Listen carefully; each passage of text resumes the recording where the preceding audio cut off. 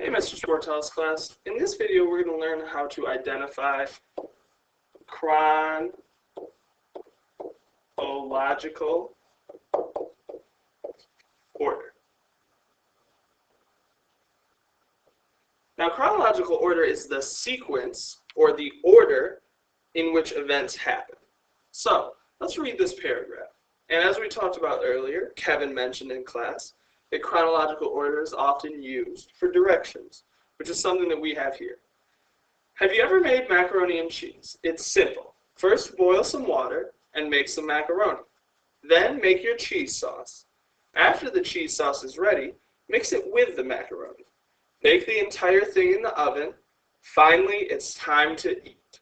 So the first thing that Mr. Sportel is going to do is I'm going to look for these clues, these context clues, these words, certain words that let me know we are reading a paragraph in chronological order. The first one that I see is first. That's what Mr. Sportel sees that gives me a hint that we're talking about chronological order. Because first is a number, is a word that lets me know that this has to happen before we do anything else. The next word that I see that gives me a hint that we're reading a paragraph about chronological order is the word then. I know the word then gives me a clue to chronological order because after first, something else has to happen. This is then, right? Then I fell and twisted my ankle. Then, in this case, make your cheese sauce.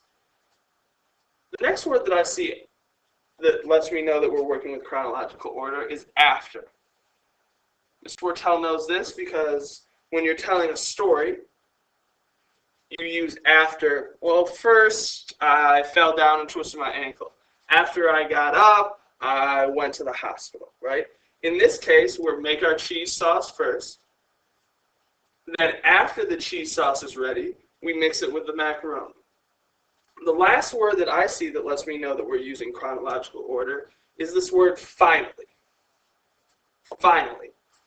Now, this might not be a word that has a number in it or denotes a number like first, but finally, when we use that word finally, it means that we have finished whatever we're doing, right?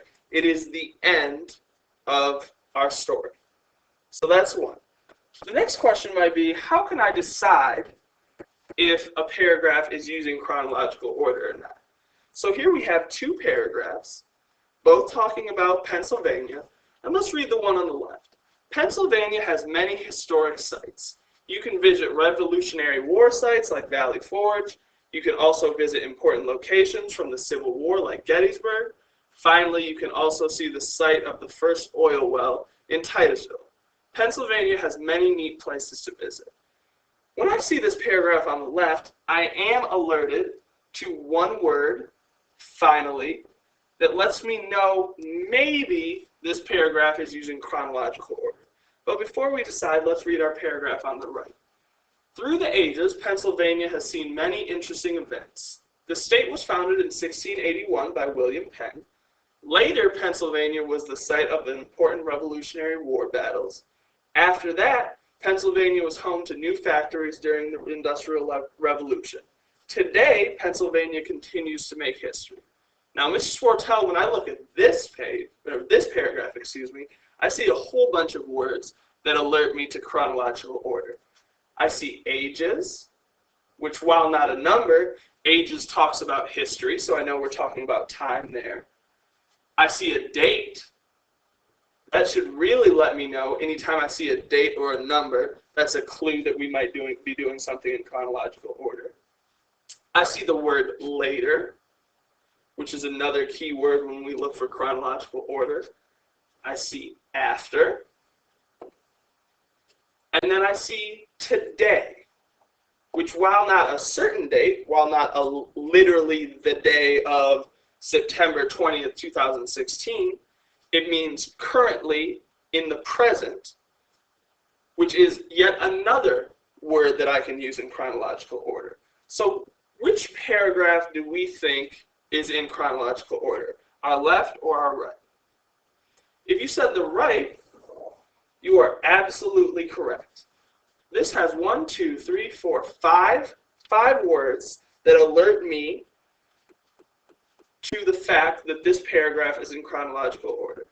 So this is a quick chronological order recap, and I look forward to seeing you all tomorrow.